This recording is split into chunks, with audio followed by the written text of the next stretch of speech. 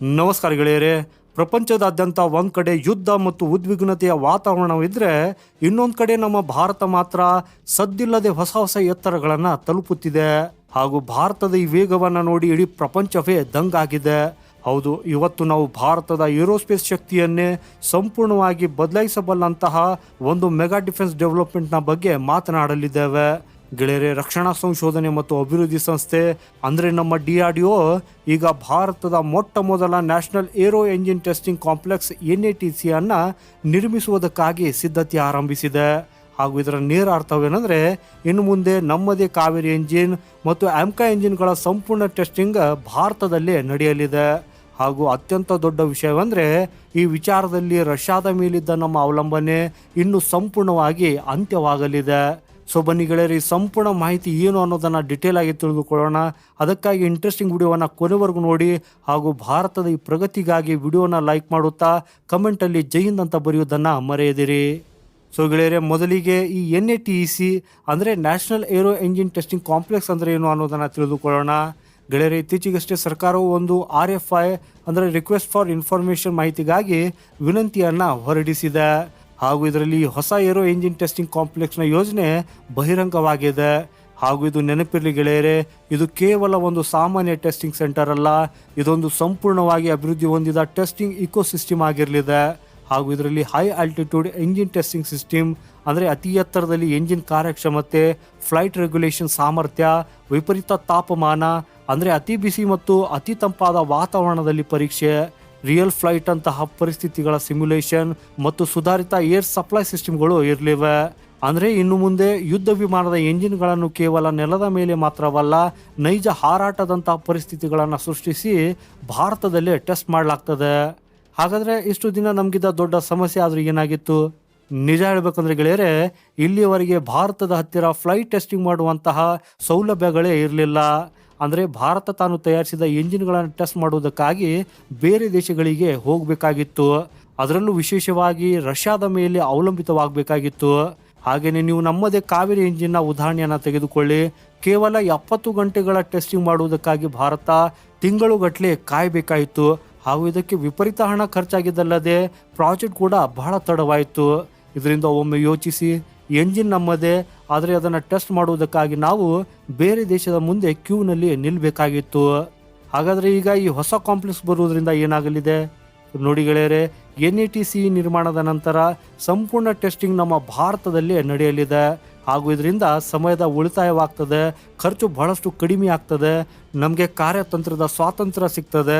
ಎಲ್ಲಕ್ಕಿಂತ ಮುಖ್ಯವಾಗಿ ನಮ್ಮ ರಕ್ಷಣಾ ವಲಯದ ಅತ್ಯಂತ ಸೂಕ್ಷ್ಮ ಹಾಗೂ ರಹಸ್ಯ ತಂತ್ರಜ್ಞಾನಗಳು ದೇಶದ ಹೊರಗೆ ಹೋಗುವುದಿಲ್ಲ. ಹಾಗೆಯೇ ನಿಮ್ಮ ತಲೆಯಲ್ಲಿ ಈ ಒಂದು ಪ್ರಶ್ನೆ ಬರ್ತಾ ಇರಬಹುದು, ಈ ಬೃಹತ್ ಕಾಂಪ್ಲೆಕ್ಸ್ ಎಲ್ಲಿ ನಿರ್ಮಾಣವಾಗಲಿದೆ ಅಂತ. ಸೊ ನೋಡಿ ಗೆಳೆಯರೆ, ಇಲ್ಲಿ ಸರ್ಕಾರವು ಪ್ರಸ್ತುತ 2 ಸ್ಥಳಗಳನ್ನು ಪರಿಶೀಲಿಸುತ್ತಿದೆ. ಮೊದಲನೆಯದು ನಮ್ಮ ಹೆಮ್ಮೆಯ ಕರ್ನಾಟಕದ ಚಳ್ಳಿಕೆರೆ ಪ್ರದೇಶ ಮತ್ತು ಎರಡನೆಯದು ಆಂಧ್ರ ಪ್ರದೇಶ ಹಾಗೂ ತೆಲಂಗಾಣ ಗಡಿಯಲ್ಲಿರುವ ನಾಗಾರ್ಜುನ ಸಾಗರದ ಬಳಿ. ಹಾಗೂ ಮುಂಬರುವ ದಿನಗಳಲ್ಲಿ ಇದರ ಅಂತಿಮ ನಿರ್ಧಾರವು ಕೂಡ ಹೊರಬೀಳಲಿದೆ. ಗೆಳೆಯರೆ, ಈ ನಿರ್ಧಾರವನ್ನು ಸರ್ಕಾರ ಏಕಾಏಕಿ ತೆಗೆದುಕೊಂಡಿಲ್ಲ. ಇದರ ಹಿಂದೆ DRDOದ ಬಹುದೊಡ್ಡ ಪ್ಲಾನ್ ಇತ್ತು. ಕಳೆದ ವರ್ಷ ಬೆಂಗಳೂರಿನಲ್ಲಿರುವ DRDOದ GTRE ಲ್ಯಾಬ್ ಒಂದು ಗ್ರೌಂಡ್ ಟೆಸ್ಟಿಂಗ್ ಸೌಲಭ್ಯವನ್ನು ಸಿದ್ಧಪಡಿಸಿತ್ತು. ಹಾಗೂ ಇದರ ವಿಶೇಷತೆ ಏನಂದರೆ, ಇದು 130 ಕಿಲೋನ್ಯೂಟನ್ವರೆಗಿನ ಸಾಮರ್ಥ್ಯದ ಎಂಜಿನ್ಗಳನ್ನು ಪರೀಕ್ಷಿಸಬಲ್ಲದು. ಹಾಗೂ ಇದನ್ನು ಕೇವಲ 2 ವರ್ಷಗಳಲ್ಲಿ ತಯಾರಿಸಲಾಯಿತು. ಕಾವೇರಿ ಮತ್ತು ಭವಿಷ್ಯದ ಎಂಜಿನ್ಗಳಿಗೆ ಇದು ತುಂಬ ಉಪಯುಕ್ತವಾಗಿತ್ತು. ಆದರೆ ಈ ಸೌಲಭ್ಯ ಕೇವಲ ನೆಲದ ಮೇಲಿನ ಪರೀಕ್ಷೆಗೆ ಮಾತ್ರ ಸೀಮಿತವಾಗಿತ್ತು. ಆದರೆ ಈಗ NATEC ನಿರ್ಮಾಣದಿಂದ ನೆಲದ ಮೇಲಿನ ಮತ್ತು ಫ್ಲೈಟ್ ಟೆಸ್ಟಿಂಗ್ 2 ಭಾರತದಲ್ಲೇ ಆಗಲಿದೆ. ಹಾಗೂ ನಾವಿಲ್ಲಿ ಕಾವೇರಿ ಇಂಜಿನ್ ಬಗ್ಗೆಯೂ ಮಾತನಾಡಲೇಬೇಕು. ಯಾಕಂದರೆ ಈ ಹಿಂದೆ ಕಾವೇರಿ ಇಂಜಿನ್ ಬಗ್ಗೆ ಸಾಕಷ್ಟು ಟೀಕೆಗಳು ಕೇಳಿ ಬಂದಿದ್ದವು. 2,000 ಕೋಟಿಗೂ ಹೆಚ್ಚು ಹಣ ಖರ್ಚಾಯಿತು, ಯೋಜನೆ ತಡವಾಯಿತು, ಇದರ ಪರ್ಫಾರ್ಮೆನ್ಸ್ ಬಗ್ಗೆಯೂ ಪ್ರಶ್ನೆಗಳು ಎದ್ದಿದ್ದವು. ಆದರೆ ಈಗ ಪರಿಸ್ಥಿತಿ ಬದಲಾಗ್ತಾ ಇದೆ. ಈ ಎಂಜಿನ್ ಯೋಜನೆಗೆ ಮರುಜೀವ ಸಿಕ್ಕಿದ್ದು ಫ್ಲೈಟ್ ಟೆಸ್ಟಿಂಗ್ ಶುರುವಾಗಿದೆ. ಹಾಗೂ ಈಗ ಇದಕ್ಕಾಗಿ ಮೀಸಲಾದ ಟೆಸ್ಟಿಂಗ್ ಕಾಂಪ್ಲೆಕ್ಸ್ ಕೂಡ ನಿರ್ಮಾಣವಾಗ್ತಾ ಇದೆ. ಇದರರ್ಥ ಕಾವೇರಿ ಎಂಜಿನ್ ಶೀಘ್ರದಲ್ಲೇ ನೈಜ ಬಳಕೆಗೆ ಸಿದ್ಧವಾಗಲಿದೆ. ಹಾಗೂ ಇನ್ನು ಭಾರತದ ಬಹುನಿರೀಕ್ಷಿತ AMCA ಪ್ರಾಜೆಕ್ಟ್ನ ಬಗ್ಗೆ ಹೇಳುವುದಾದರೆ, ಇದು ಭಾರತದ 5th ಜನರೇಷನ್ನ ಫೈಟರ್ ಜೆಟ್ ಯೋಜನೆ ಆಗಿದೆ. ಇದಕ್ಕೆ ಬೇಕಾದ ಇಂಜಿನನ್ನು ವಿದೇಶಿ ಸಂಯೋಗದೊಂದಿಗೆ ಅಥವಾ ಭಾರತದಲ್ಲೇ ಸಂಪೂರ್ಣ ಸ್ವದೇಶಿಯಾಗಿ ಅಭಿವೃದ್ಧಿಪಡಿಸಲಾಗ್ತದೆ. ಆದರೆ ಇಲ್ಲಿದ್ದ ಅತಿ ದೊಡ್ಡ ಸಮಸ್ಯೆ ಅಂದರೆ ಟೆಸ್ಟಿಂಗ್ ಮೂಲಸೌಕರ್ಯದ ಕೊರತೆ. ಸೊ ಈಗ NATEC ಬಂದ ನಂತರ ವಿದೇಶಿ ಎಂಜಿನ್ಗಳನ್ನು ಮತ್ತು ನಮ್ಮದೇ ಸ್ವದೇಶಿ ಎಂಜಿನ್ಗಳನ್ನು ಭಾರತದಲ್ಲಿ ಟೆಸ್ಟ್ ಮಾಡಬಹುದು. ಇದರಿಂದ ಎಂಕಾ ಪ್ರಾಜೆಕ್ಟ್ಗೆ ವಿಪರೀತ ವೇಗವು ಕೂಡ ಸಿಗಲಿದೆ. ಹಾಗೆಯೇ ನಾವು ಇಲ್ಲಿ ಇನ್ನೊಂದು ಪ್ರಮುಖ ವಿಚಾರವನ್ನ ಆಳವಾಗಿ ಅರ್ಥ ಮಾಡಿಕೊಳ್ಳಬೇಕು. ಎಂಕಾನ್ನಂತಹ 5th ಜನರೇಷನ್ನ ಯುದ್ಧ ವಿಮಾನಕ್ಕೆ ಸ್ವದೇಶಿ ಎಂಜಿನ್ ಮತ್ತು ಅದರ ಟೆಸ್ಟಿಂಗ್ ಯಾಕೆಷ್ಟು ಮುಖ್ಯ? ಗೆಳೆಯರೆ, ಕೇವಲ ವಿಮಾನದ ಅದ್ಭುತ ಡಿಸೈನ್ ಮಾಡಿದರೆ ಸಾಲದು, ಅದರ ಹೃದಯವಾಗಿರುವ ಇಂಜಿನ್ ಅತ್ಯಂತ ಶಕ್ತಿಶಾಲಿಯಾಗಿರಬೇಕು. ಹಾಗೂ 5th ಜನರೇಷನ್ನ ಫೈಟರ್ ಜೆಟ್ಗಳಲ್ಲಿ ಸೂಪರ್ ಕ್ರೂಸ್ ಅನ್ನೋ ಅತ್ಯಾಧುನಿಕ ತಂತ್ರಜ್ಞಾನವಿರ್ತದೆ. ಅಂದರೆ ಇಂಧನವನ್ನು ಸುಡುವ ಆಫ್ಟರ್ ಬರ್ನರ್ ಬಳಸದೆಯೇ ಶಬ್ದದ ವೇಗಕ್ಕಿಂತ ವೇಗವಾಗಿ ಹಾರಾಡುವುದು. ಹಾಗೂ ಇದರಿಂದ ವಿಮಾನದ ಇಂಧನ ಉಳಿಯುತ್ತದೆ ಮತ್ತು ಶತ್ರುಗಳ ರೆಡಾರ್ಗೆ ಸುಲಭವಾಗಿ ಸಿಗದಿರುವ ಸ್ಟೆಲ್ತ್ ಸಾಮರ್ಥ್ಯ ಹೆಚ್ಚಾಗ್ತದೆ. ಪ್ರಸ್ತುತ ಅಮೆರಿಕ, ರಷ್ಯಾ ಮತ್ತು ಚೀನಾದಂತಹ ಬೆರಳೆಣಿಕೆಯ ದೇಶಗಳು ಮಾತ್ರ ಇಂತಹ ಎಂಜಿನ್ ತಂತ್ರಜ್ಞಾನವನ್ನು ಕರಗತ ಮಾಡಿಕೊಂಡಿವೆ. ಹಾಗೂ ಈಗ NATEC ಕಾಂಪ್ಲೆಕ್ಸ್ ಮೂಲಕ ಭಾರತ ಕೂಡ ಈ ಎಲೈಟ್ ಕ್ಲಬ್ಗೆ ಸೇರಲಿದೆ. ಹಾಗೂ ನಮ್ಮ ಇಂಜಿನ್ನ ಸೂಪರ್ ಕ್ರೂಸ್ ಸಾಮರ್ಥ್ಯವನ್ನು ನಾವು ನಮ್ಮಲ್ಲೇ ನೈಜ ಹಾರಾಟದ ಪರಿಸ್ಥಿತಿಯಲ್ಲಿ ಟೆಸ್ಟ್ ಮಾಡಿ ಪರ್ಫೆಕ್ಟ್ ಮಾಡಬಹುದು. ಇದಷ್ಟೇ ಅಲ್ಲ ಗೆಳೆಯರೆ, ಈ ಬೃಹತ್ ಯೋಜನೆಯಿಂದ ಕೇವಲ ಸೇನೆಗಷ್ಟೇ ಲಾಭವಿಲ್ಲ, ಇದೊಂದು ಅಪ್ಪಟ ಮೇಕ್ ಇನ್ ಇಂಡಿಯಾ ಕ್ರಾಂತಿ. ಈ ಕಾಂಪ್ಲೆಕ್ಸ್ ನಿರ್ಮಾಣವಾದರೆ ಸಾವಿರಾರು ಯುವಕರಿಗೆ ನೇರ ಮತ್ತು ಪರೋಕ್ಷ ಉದ್ಯೋಗಾವಕಾಶಗಳು ಸೃಷ್ಟಿಯಾಗ್ತವೆ.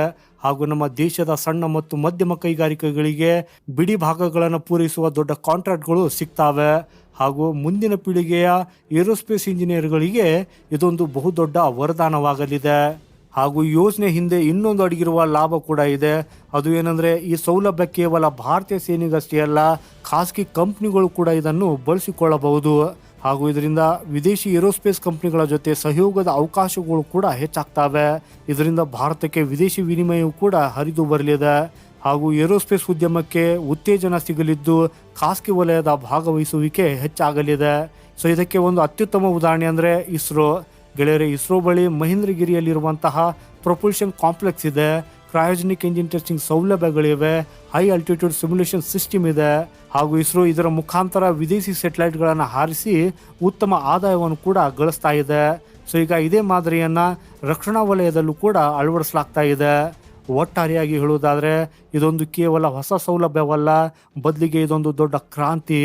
ಇದು ಭಾರತದ ಕಾರ್ಯತಂತ್ರದ ಆತ್ಮನಿರ್ಭರತೆ, ವಿದೇಶಿ ಅವಲಂಬನೆಗೆ ಮುಕ್ತಿ, ಅತ್ಯಂತ ವೇಗದ ಅಭಿವೃದ್ಧಿ, ಸೇನೆಯ ಬಲವರ್ಧನೆ ಮತ್ತು ಸ್ವದೇಶಿ ತಂತ್ರಜ್ಞಾನಕ್ಕೆ ಬಹುದೊಡ್ಡ ಉತ್ತೇಜನ. ಹಾಗೂ ಎಲ್ಲಕ್ಕಿಂತ ಮುಖ್ಯವಾಗಿ ಭಾರತ ಈಗ ಕೇವಲ ಬೇರೆಯವರ ತಂತ್ರಜ್ಞಾನವನ್ನು ಬಳಸುವ ದೇಶವಾಗಿ ಉಳಿಯುವುದಿಲ್ಲ, ಬದಲಿಗೆ ತಂತ್ರಜ್ಞಾನವನ್ನು ಸೃಷ್ಟಿಸುವ ಮತ್ತು ಒದಗಿಸುವ ಶಕ್ತಿಯಾಗಿ ಹೊರಹೊಮ್ಮಲಿದೆ. ಕಾವೇರಿ ಎಂಜಿನ್ಗೆ ಮರುಜೀವ, ಎಂಕಾ ಜೆಟ್ ಅಭಿವೃದ್ಧಿ, ಗ್ರೌಂಡ್ ಟೆಸ್ಟಿಂಗ್ ಸೌಲಭ್ಯ ಮತ್ತು ಈಗ ಹೊಸ ಫ್ಲೈಟ್ ಟೆಸ್ಟಿಂಗ್ ಕಾಂಪ್ಲೆಕ್ಸ್. ಗೆಳೆಯರೆ, ಇವೆಲ್ಲವೂ ಭಾರತವನ್ನು ನೈಜ ಏರೋಸ್ಪೇಸ್ ಸೂಪರ್ ಪವರ್ ಆಗಿ ಮಾಡುವತ್ತ ಇಟ್ಟಿರುವ ಬೃಹತ್ ಹೆಜ್ಜೆಗಳಾಗಿವೆ. ಹಾಗಾದರೆ ನಿಮ್ಗೇನಿಸ್ತದೆ?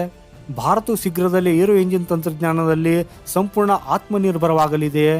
ಹೌದು ಅಥವಾ ಇಲ್ಲ ಅನ್ನೋದನ್ನು ಕಮೆಂಟ್ ಮಾಡಿ ನಿಮ್ಮ ಅಭಿಪ್ರಾಯವನ್ನು ಖಂಡಿತ ತಿಳಿಸಿ. ಸಿಗೋಣ ಮುಂದಿನ ಮತ್ತೊಂದು ಇಂಟ್ರೆಸ್ಟಿಂಗ್ ಮಾಹಿತಿಯೊಂದಿಗೆ. ವಂದೇ ಮಾತರಂ. ಭಾರತ್ ಮಾತಾ ಕಿ ಜೈ.